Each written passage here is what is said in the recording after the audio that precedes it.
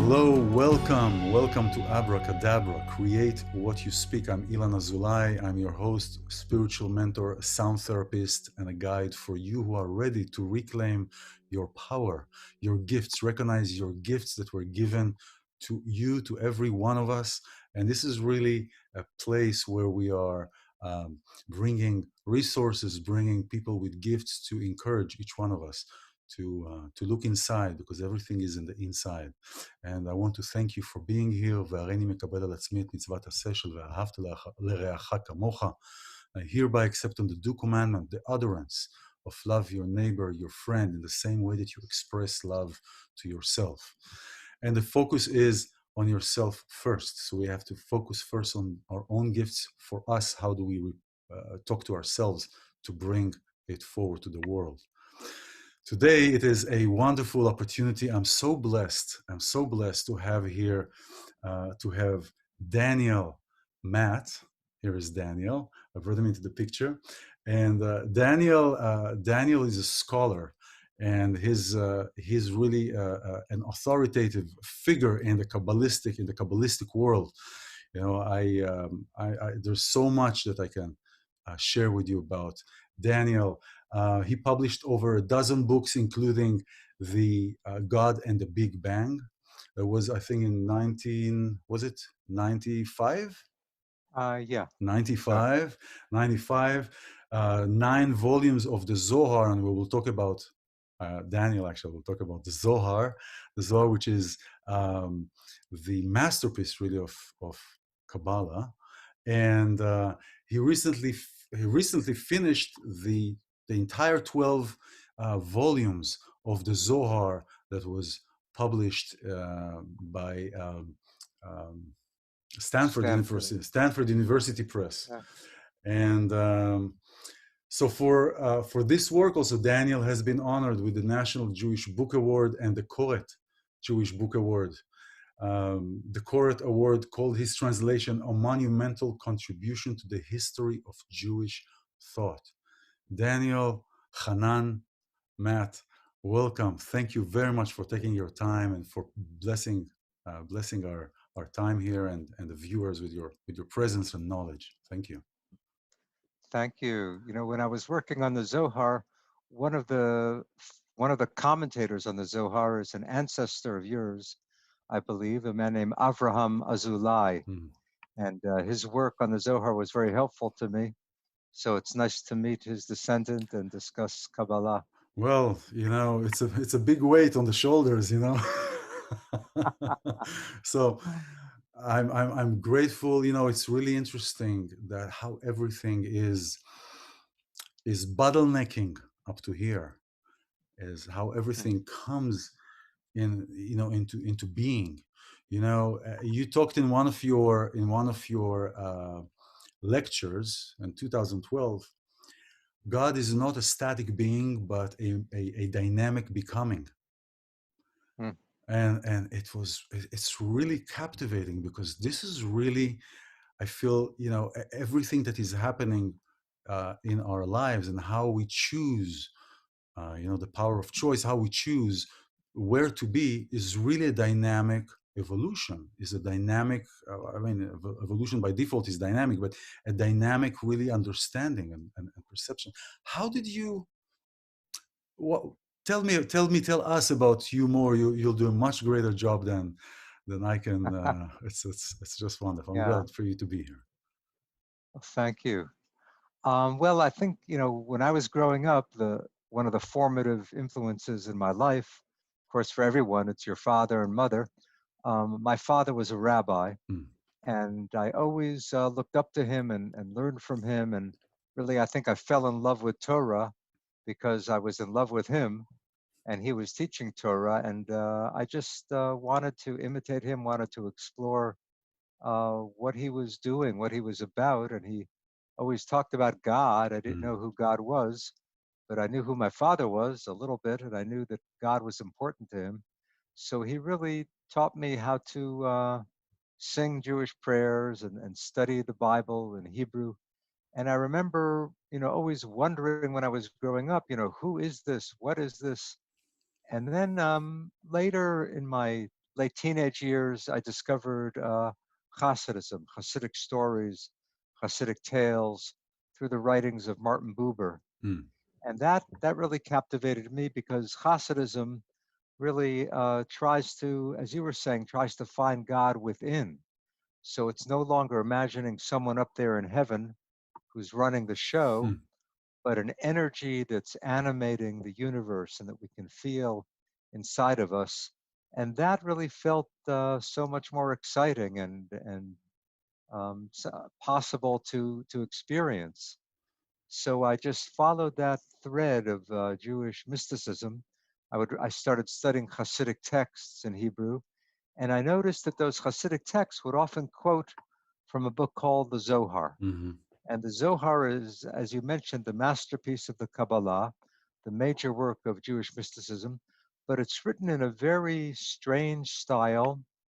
It's written in a foreign language, first of all, in Aramaic. Yeah. So even if you know Hebrew, you can't necessarily make sense of Aramaic. And it was a book that was not clear. It was Was cryptic. intentionally cryptic. Yeah. But these Hasidic stories and Hasidic tales, Hasidic teachings, would quote one line, one phrase that made sense from the Zohar. And every few pages, I would run across a phrase or a word or a line from the Zohar, and that intrigued me. And I wanted to study it. And finally, my junior year abroad, I was studying at Brandeis near Boston, but my junior year abroad, I went to Israel, to Jerusalem, and I studied for 1 year at the Hebrew University. Mm-hmm. And I figured that was my chance to delve into Zohar.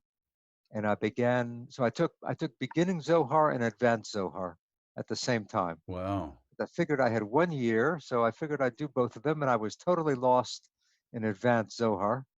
But that didn't matter because I was also lost in beginning Zohar because that's the way the Zohar is. So you were in But I concert. am, huh? You were in concert. Yeah, I was encountered by it. I was immersed in it. I was fascinated by it, and I really fell in love with that mystical interpretation of the Bible. Mm. And then I just studied it and made my way through it. And then I had the opportunity of I actually translated selections from the Zohar. I wrote a book called Zohar, the Book of Enlightenment, which Yeah. is really 2% of the Zohar. You might say the greatest hits of the Zohar. So it's like the best of, so to speak. Yeah. The greatest hits of the Zohar. Yeah. That I did many years ago. But then in the mid 90s, 1990s, a wealthy Jewish family in Chicago, a woman in that family wanted very much to study the Zohar, but she didn't know Hebrew or Aramaic. She began studying with an Orthodox rabbi in Chicago. And after studying for a while, they were using an older English translation that's not so good. After studying for a while, this woman, Margot Pritzker, said to the rabbi, or the rabbi said to her, let's do a new translation. So they came up with the idea of doing a new translation. Why? So that she would be able to understand the Zohar.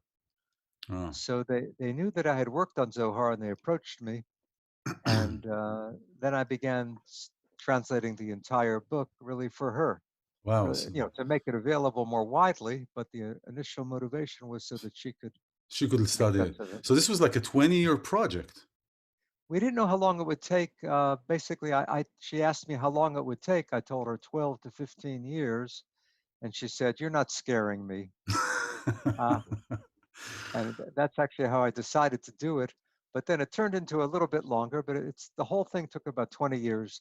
The Wow. entire thing in English is, as you mentioned, 12 volumes.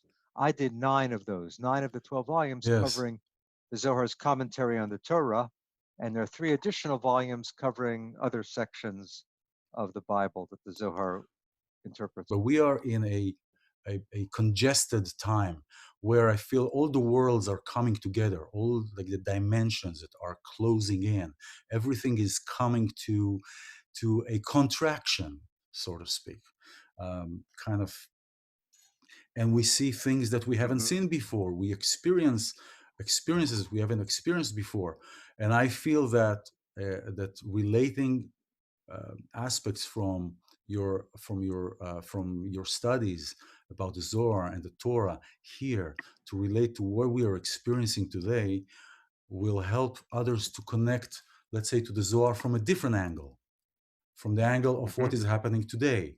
Because studying with rabbis, Rabbi Reese, for example, tells me, no, it doesn't matter where you come in to study from. It doesn't matter what door you open, really. As long as you open a door, and it's as long as we open a Hmm. door to what attracts us, just like what attracted you in diving into this, into mysticism, Hmm. into Jewish mysticism. What can we bring into what is happening today with Corona, dictatorship style, really oppression, coming, everybody is rising up, or most of everybody is rising up. How is that? How is that related Hmm. in the teachings? Right. Yeah, I think what to me is fascinating about the Zohar, it's really two things. One is what the Zohar says, and the second is just the fact that it's so creative, that it takes such a new approach to the tradition. Hmm. So, in a way, it teaches us certain specific things, but more than that, it inspires us to develop our own relationship to Torah. As you were saying, it doesn't matter so much where you enter. The point is to enter, Hmm. to open the window. Right? Krishnamurti once said that what matters is to leave the window open. You can't predict what's going to come in. You can't be sure that you have absolute truth, but just to allow an opening. And that's what the Zohar does to the Torah. What you find again and again, almost every page, Rabbi Yehuda opened, Mhm. Rabbi Shimon opened, Open. Elazar opened. Yeah. And that means so many different things. It means they opened their talk, their discourse. It means they opened up the verse that they're looking at. They opened up what you're reading in the Bible and they found something new. And then, of course, it means they opened themselves. They left themselves a little bit open Hmm. so that something fresh could come in. And the Zohar does that and it stimulates us to do it. So So it's I think you're right. It's not the approach really shouldn't be to memorize everything that a certain book tells you. The approach should be, I want this to open my mind. I want this to create new possibilities. One of the most beautiful names the Zohar gives to God is in Hebrew, Sod HaEfshar, hmm. the secret of the possible. Yeah. It's actually a name for God in the Kabbalah, not in the Zohar, but in other books of Kabbalah, the secret of the possible. And that's what is so valuable. So so But I, ba- if I, yeah, so basically challenging our perception is a gym for our imagination. yes, yes, challenging us to, right, not to be satisfied with our current understanding of who God is or who we are. And as you said, there's really this dynamic interrelationship between the divine Hmm. and the human. And in the Zohar, it's not always clear whether the text is talking about God or talking about your own inner being. And it wants you to keep wondering, is this God? Is this something inside of me? And finally, you discover there's a divine spark within each of us, and we're able to contact that and hopefully to fan that spark into a flame. Well, isn't it says that each one of us should look at the world as if it was created just for us, and yet I say that it's not only about us, because if we look at it this way, the ego come and plays along, Right, you right. know. There's a great Hasidic rabbi who said you should actually have in your pocket one piece of paper. On one side it says Bishvili nivra ha'olam, the world was created for me. On the other side of the paper it says Va'anochi afar va'efer, Hmm. I am dust and ashes. So Wow. to move back and forth between realizing how little we are, how puny we are, and how vast we are, how we can tap into the oneness of it all. Hmm. Wow. I think that, being able to navigate between those two poles, and as you said, there's a danger of getting stuck. If you just get this stuck in, I am beautiful, I am great, then it's all egomania. And if Yeah. you just put yourself down, if you just put yourself down, then you can't get much done. So to be able to move between those two and to ideally to find a balance, a harmony. Yeah. This is interesting because these times that we are where we are, what we're experiencing now with the coronic times.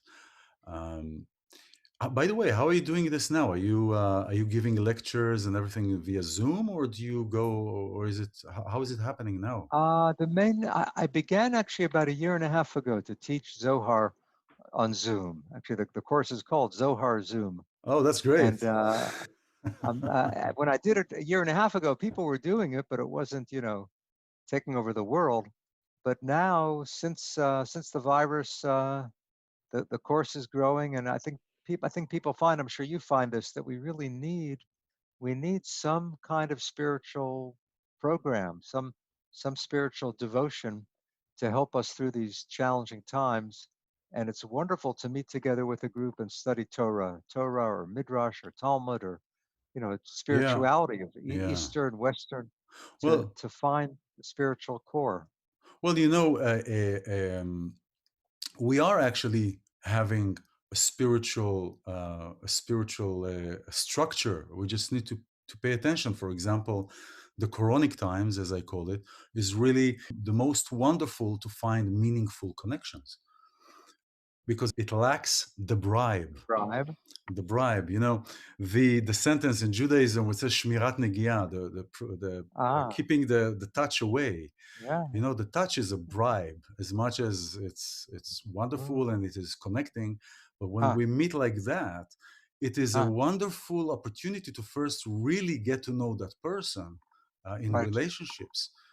When Uh-huh. when people come, because I see people are telling me, how am I going to meet somebody now? How am I going to meet somebody now? I'm Yes. telling them, what are you talking about? This is the best time to meet. So Uh-huh. yes, there is not Interesting. the physical touch, but there is the Yeah, opportunity. Everything is an opportunity. There is the opportunity to really meet somebody to their core. right. And when you eventually get together, then it's really the cherry on top of the cake, you know? Uh-huh. So I think there is as you said, right? It is the creativity, the opportunity that is here. Well, let me say something Yeah, for a moment about Corona, because this came please. up in the Zohar course. It's interesting. Corona is the name it's called. It goes by various names. And in Hebrew, the word for Corona is Keter, because Yeah. Keter means crown and Corona means crown. And Virus HaKeter is one of the names for it in Israel. But it's amazing. I'm sure you know that in Kabbalah, Keter is a name for the highest level of divinity. God is described as having 10 qualities or 10 sefirot. Hmm. And the very first one is Keter, the crown Yeah. on the head of this divine human body, various aspects, right and left, various limbs. But the first one of all the 10 is Keter, the crown. And it sounds strange that we have such a beautiful name for the highest level of Kabbalah and for this devastating plague. But another name for Keter is ayin, spelled Aleph Yud Nun. And ayin is nothingness. Hmm. But in mysticism, as I'm sure many of you know, nothing is actually a very positive term because it doesn't mean nothing as a blank. It means no thingness, the Yeah. pure potential, Mm. that which could become anything. So it's really a combination of destruction and the possibility of creativity.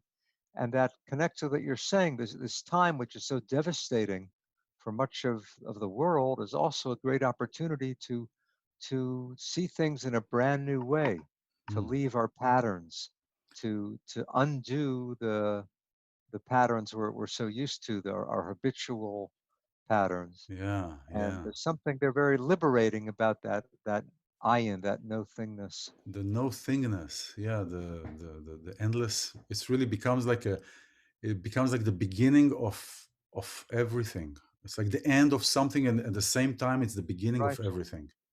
Does that have right. to do anything with? Is that correlating to the tzimtzum, shvira, and at the same moment there is tikkun, which is the three stages where Yeah, we're. that comes up a little bit later in Kabbalah, that the notion of God is nothing you find in the Zohar and in the early Kabbalists. When you come to the next great creative period of Kabbalah in Sfat, Hmm. in Safed, that Yeah. beautiful Galilean town that Love many it. of I us love have that been place. to, Yeah.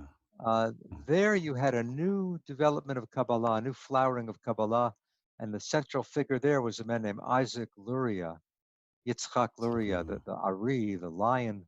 And he taught this paradoxical theory about, really what he's saying is that at the beginning, all there was God. There was nothing but divinity, an infinite ocean of the divine. So, how could the world exist at all? If God filled all space, how could there be room for anything that wasn't God? So, Luria teaches that God actually first, before he could create, God had to withdraw in all directions and leave an empty space, leave a void, leave a vacuum. mm, And into that vacuum, the divine light could then flow in a measured way to create the world.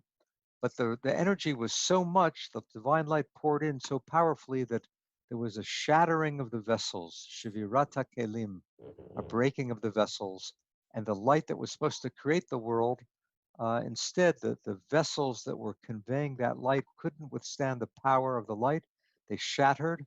And from that moment on, there's sparks of divinity, the world did come into existence, but there are sparks of God hidden within everything, mm. within all material objects, within every human being. And the spiritual task is what you mentioned, tikkun, the repair or mending, to bring back some harmony, to restore harmony. And that's what we are meant to do by acting virtuously, by learning how to care for one another, by healing the planet. In other words, we're actually partners with God. That's one of the radical teachings of the Kabbalah, that God needs us. God can't do it by himself or herself. So we bring about this reintegration or this tikkun. You're talking about the creativity of the Zohar really thrives or encourages creativity, which Right, means new interpretations all the time. right. And I've studied that Judaism really is like a cumulative religion, a cumulative faith. Mm, mm, So you cannot retract from what have been said up right. until, but you can always add, right? Mm-hmm. Now, now, in when we're talking about the Maaseh Merkabah that was talked in Yechezkel before, way before, to get to a certain level, you have to have the knowledge of the Torah, the observance of the mitzvot of the Torah, and live ethically. Now, in a faith or religion that is a cumulative faith, where in every generations you have rabbis that are adding to, Right, and which mitzvahs of the Torah are you going to keep? Those who were initially prescribed, so to speak, or those right. who are accumulated to it? And maybe the accumulations of these mitzvot are hindering from seeing and getting certain Mm-hmm. things done. Right. No, I think here it's where that creativity is so important. The Zohar is emphasizing creativity, but really what it comes down to is, interpreting the Torah. Because right from the start, the Torah really was too hard to follow. Right? The rabbis changed the Torah by interpreting it. And then the Kabbalah changed Rabbinic Judaism by interpreting it. And Hasidism changed Kabbalah by interpreting it. And we have to change whatever we've inherited through that creative interpretation. Mm. So, I'll give you an example. The very first verse of the Bible, right? In the beginning, God created. mm-hmm, Bereshit mm-hmm, bara Elohim. mm-hmm, It's very clear what that means. It's pretty clear what that means. In the beginning, God created.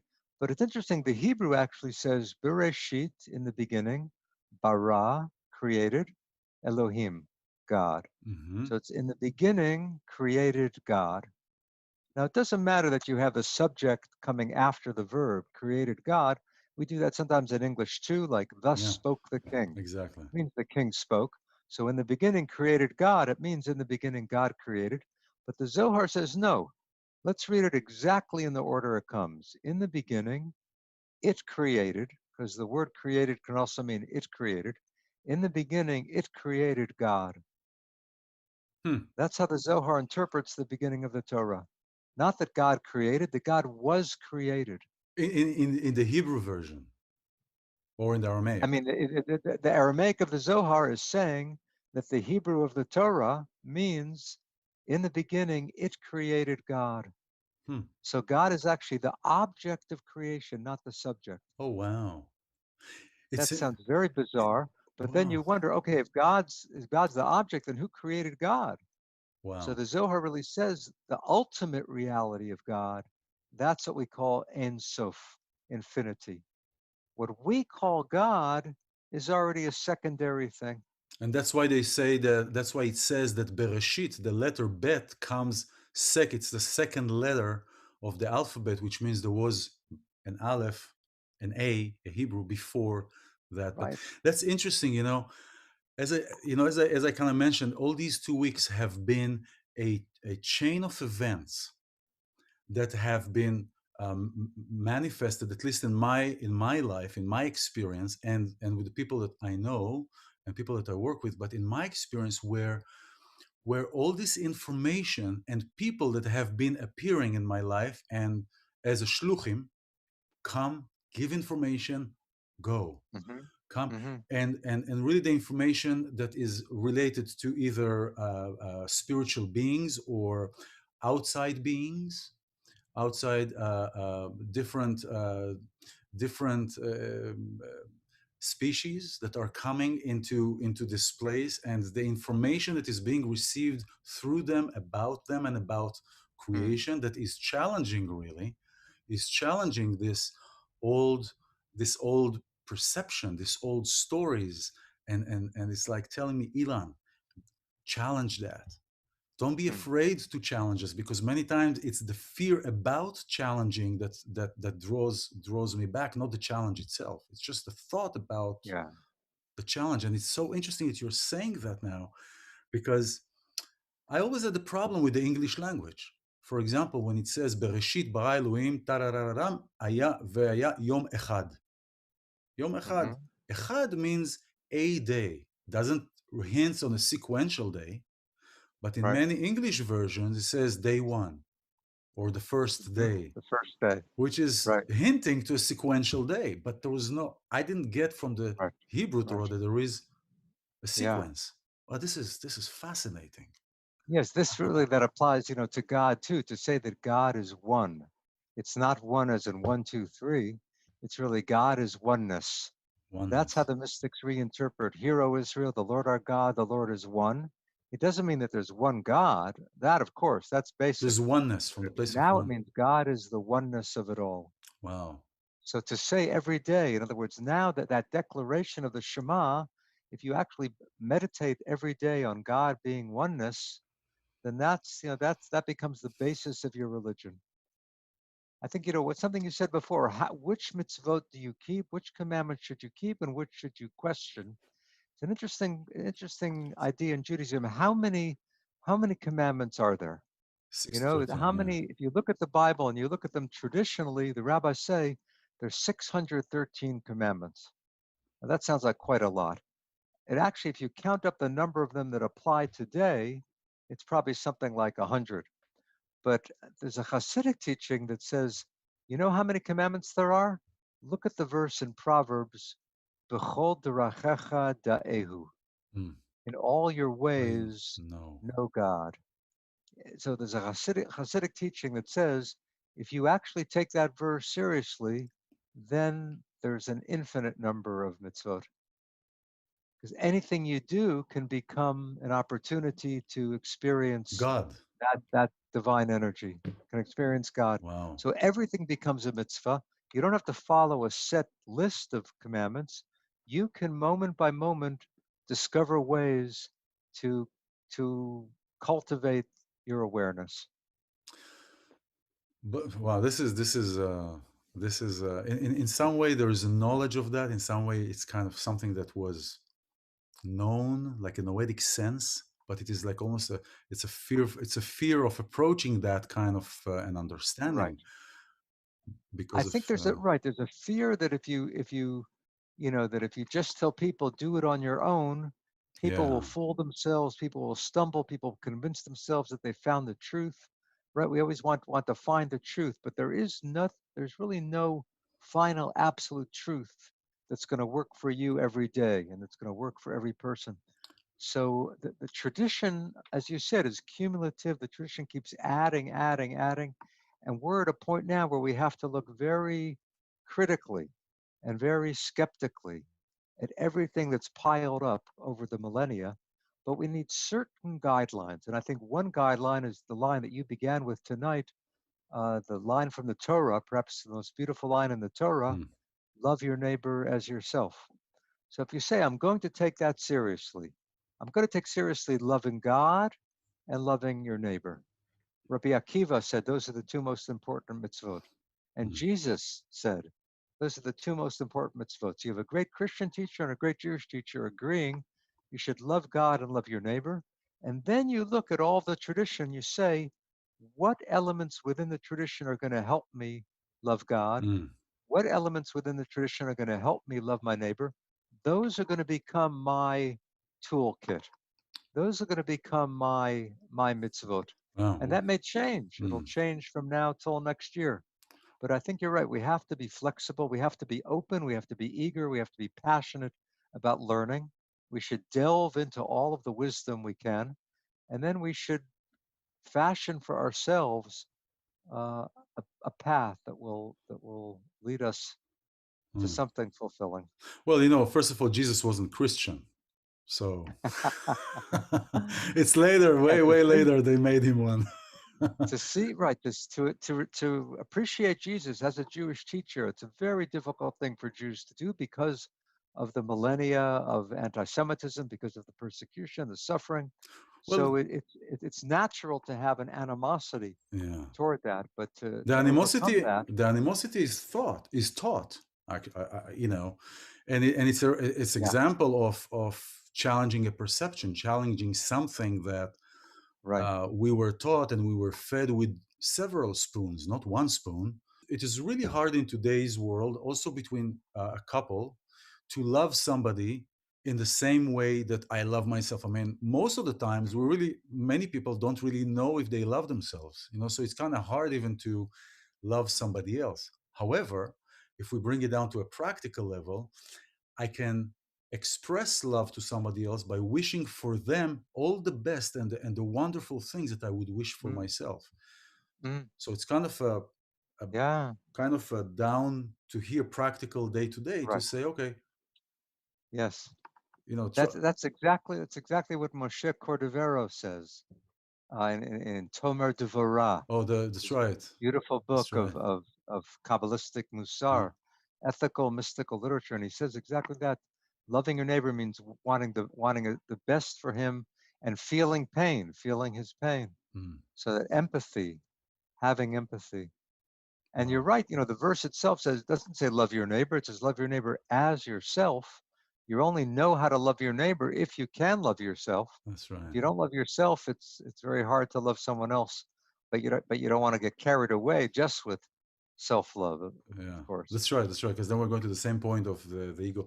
In the book, Daniel wrote the book, "The God and the Big God and the Big Band," um, and the first line that you start that book with, you bring the understanding of the world that was created some 15 billion years ago.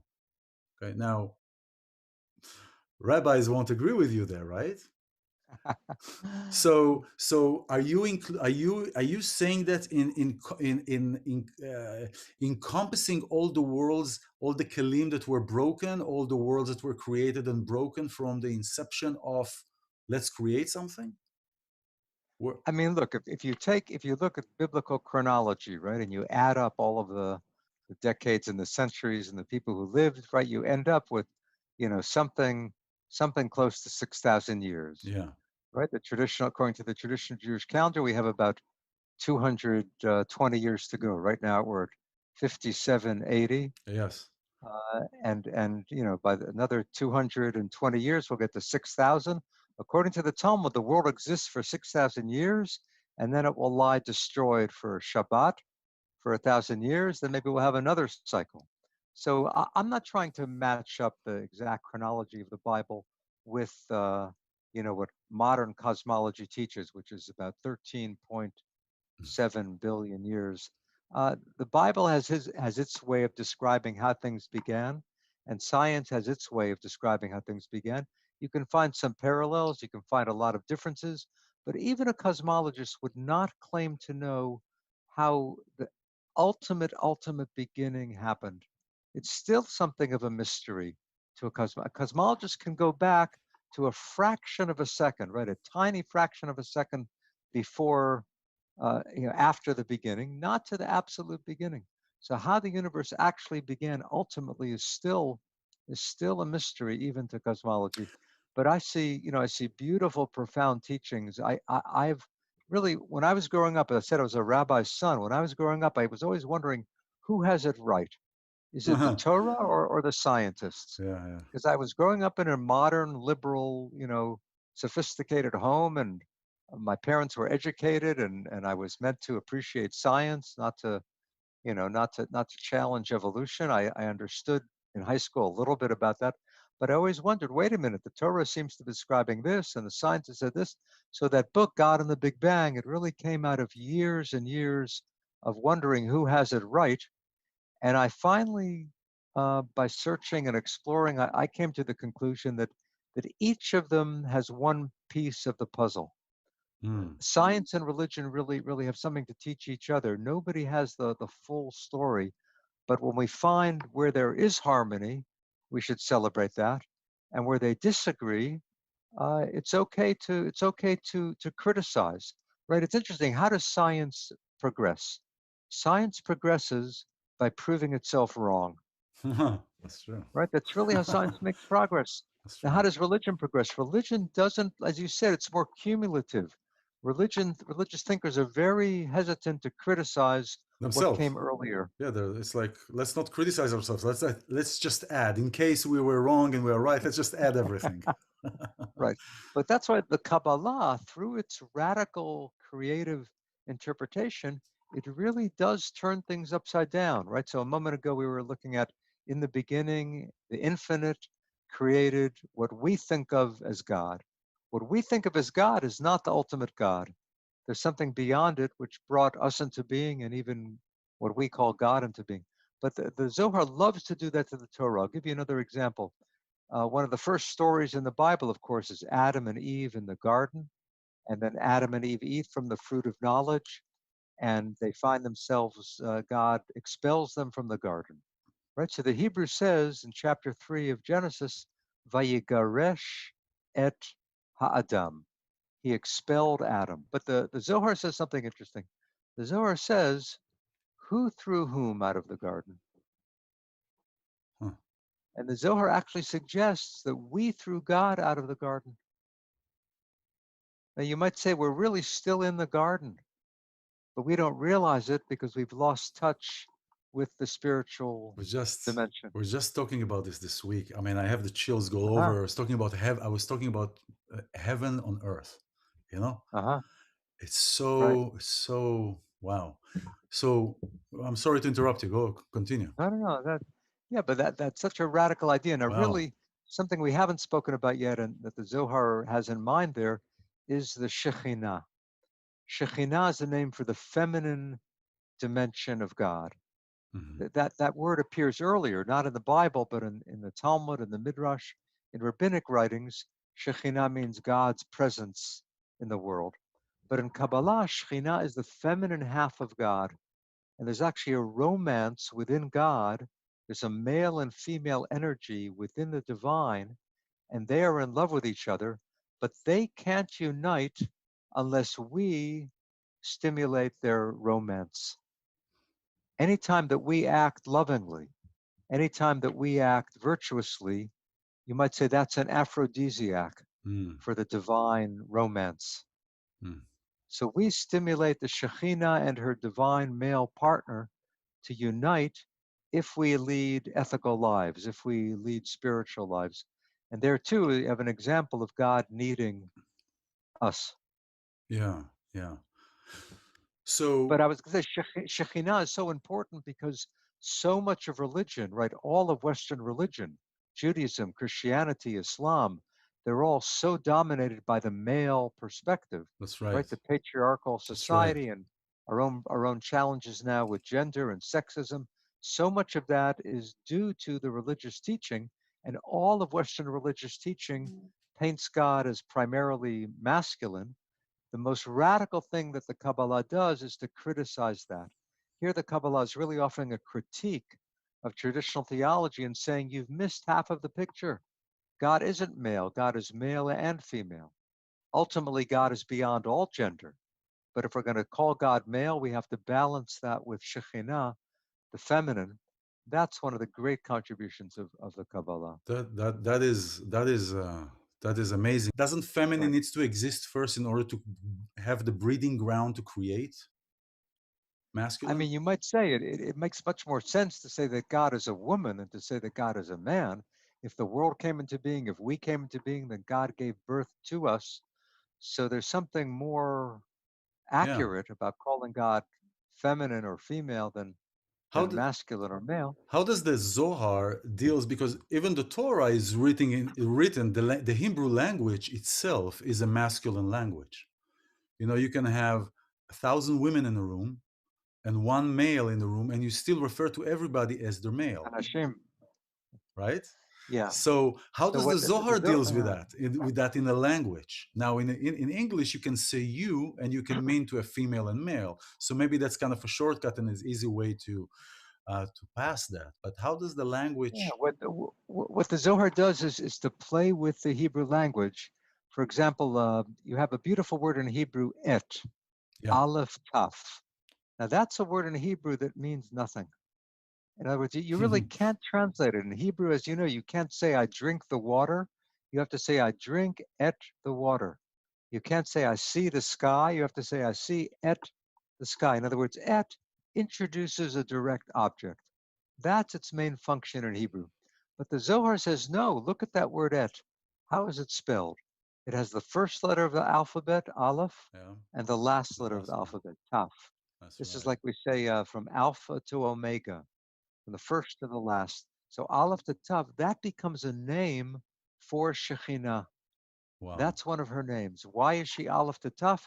Because she includes all of the divine qualities. She's the feminine.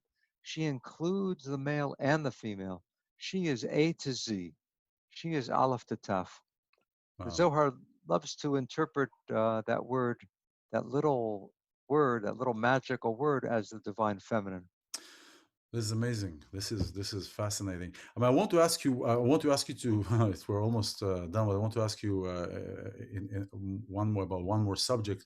But before that, the Torah, for the most part, is really teaching us about us, like you said. It's really for us. It's the pardes. It's the simplest. It's the story level, the hinted level, the deep level, and the mystery. There's Hmm. four levels of the Right. four quality levels.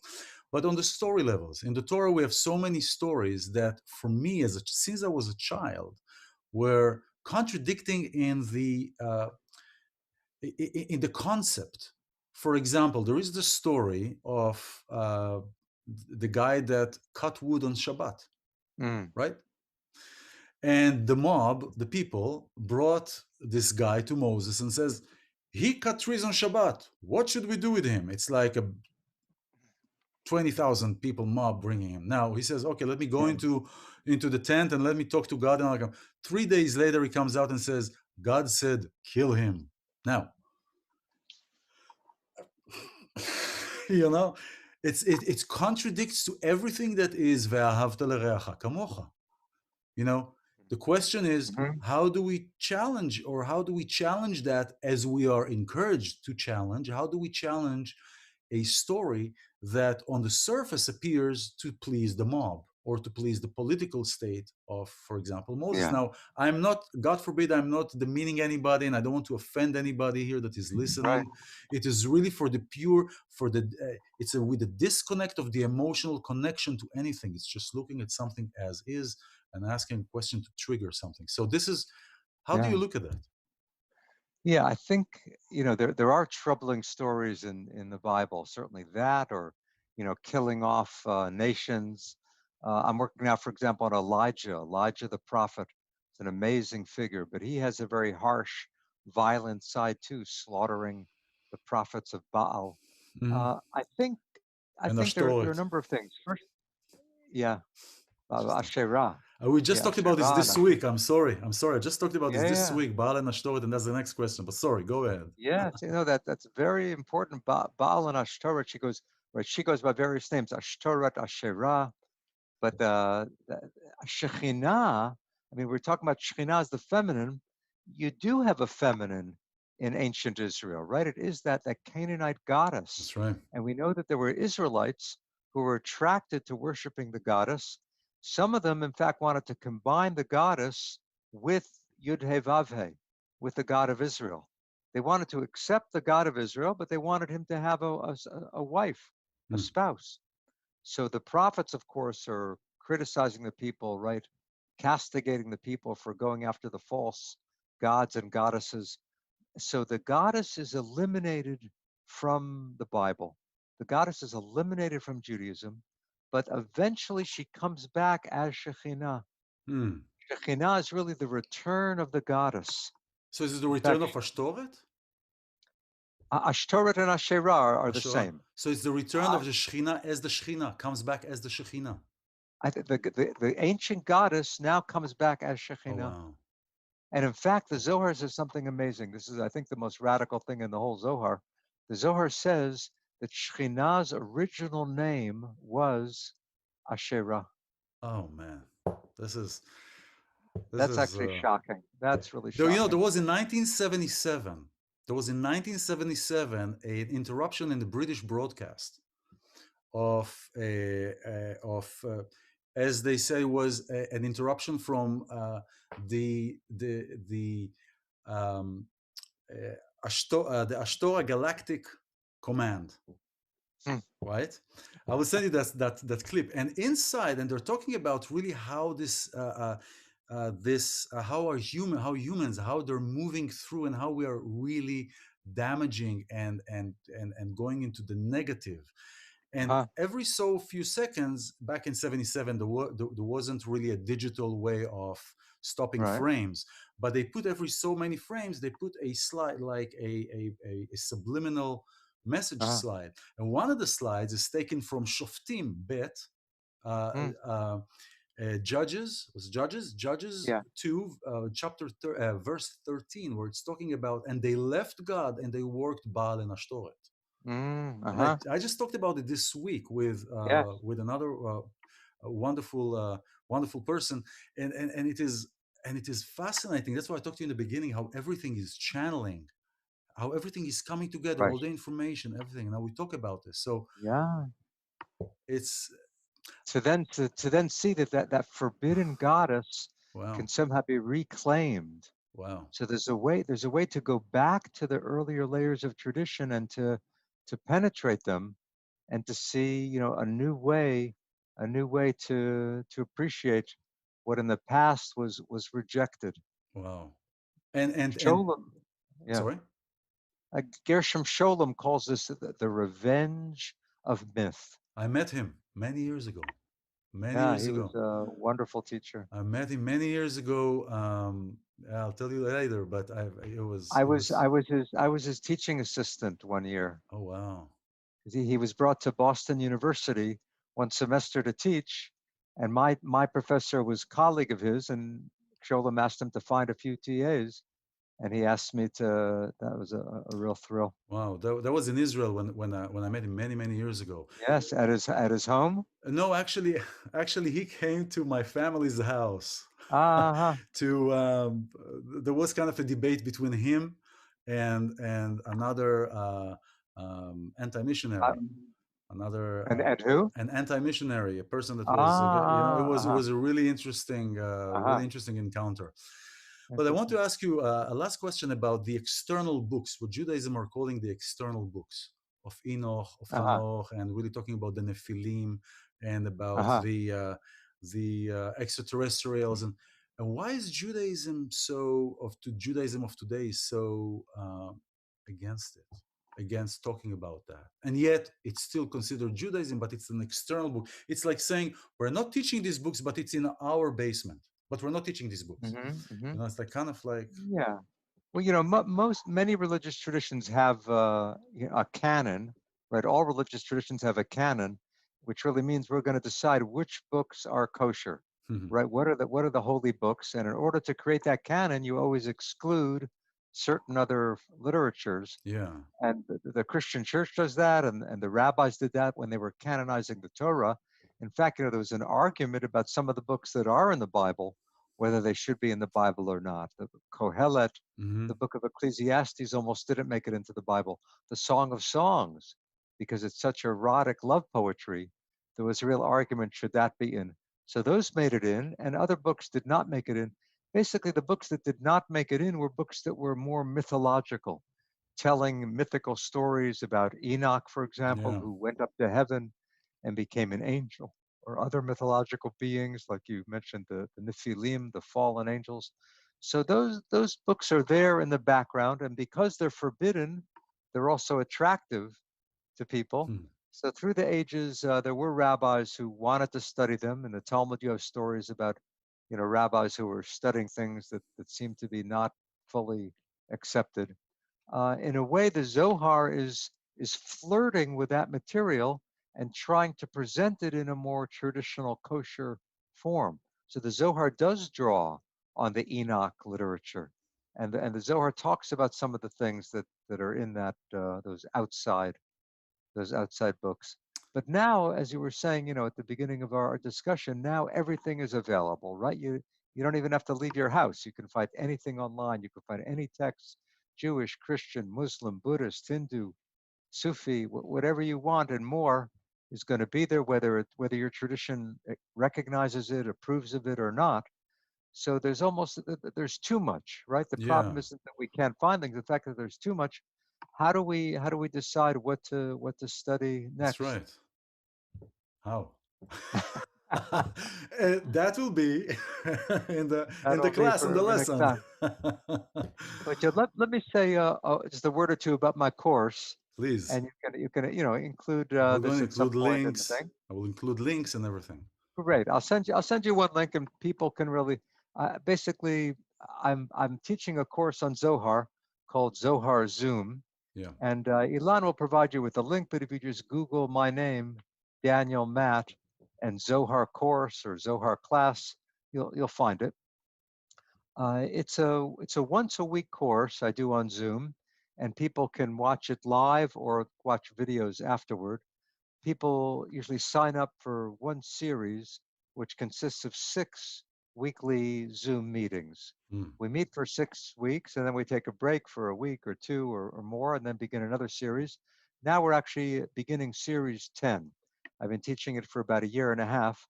But with Zohar, it doesn't matter where you begin. Mm. It doesn't really matter if you begin at the beginning or in the middle. Wherever you begin, you're going to be lost, and it's something of a challenge and an adventure. Some Wow. people have done it from the beginning, series 1 through 10. Some people joined this week or last week.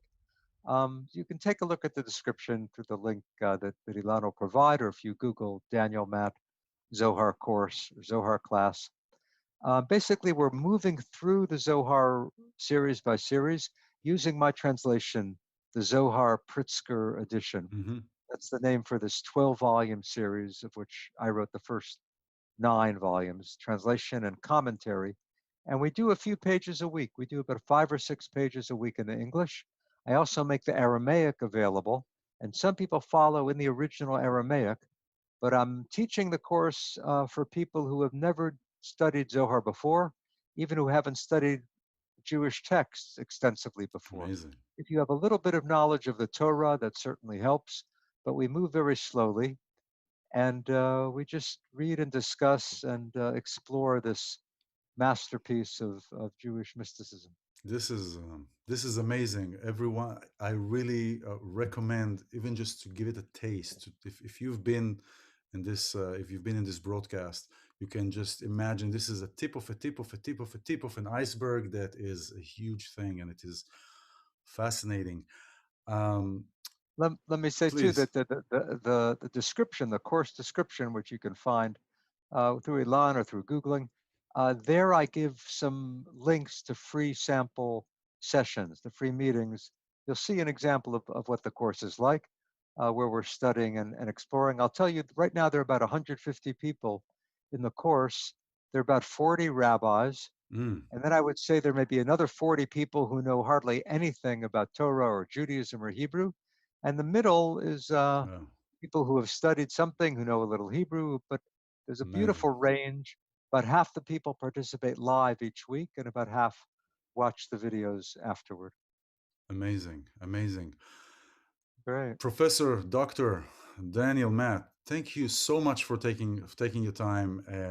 I want this to be an encouragement for everyone to challenge the perception, to understand that everything is a possibility. Everything is like standing in the middle of a football field. Everything is possible. Thank you so much for being here, for embracing us with your presence, and for the knowledge, the vast knowledge, and the inspiration.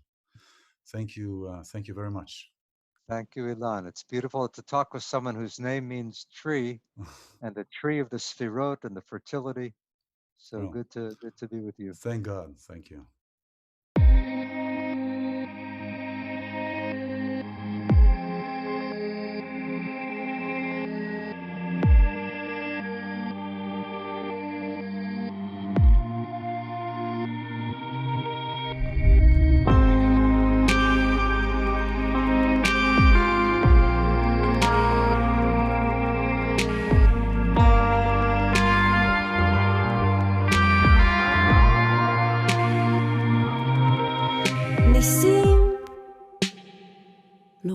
קורים סתם כך,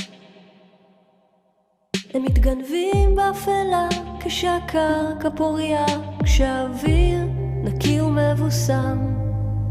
ניסים לא קורים כך סתם, הם מטפסים בעלייה בזיכרון שלא היה, מחובצים, מכונסים בתוך עצמם, מחכים לאות, ממתינים לסימן. יש אסונות שעשויים מחלומות מרוסקים, יש אנשים שמאבדים ולא מוצאים, והשמיים הם פתוחים, העננים קלים קלים, אבל אני חלמתי על ניסים.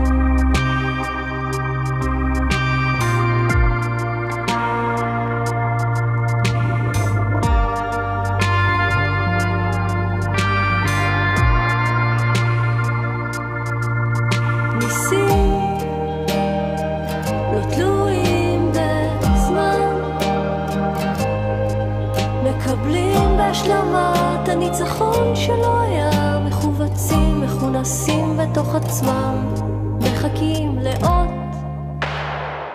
ממתינים לסימן.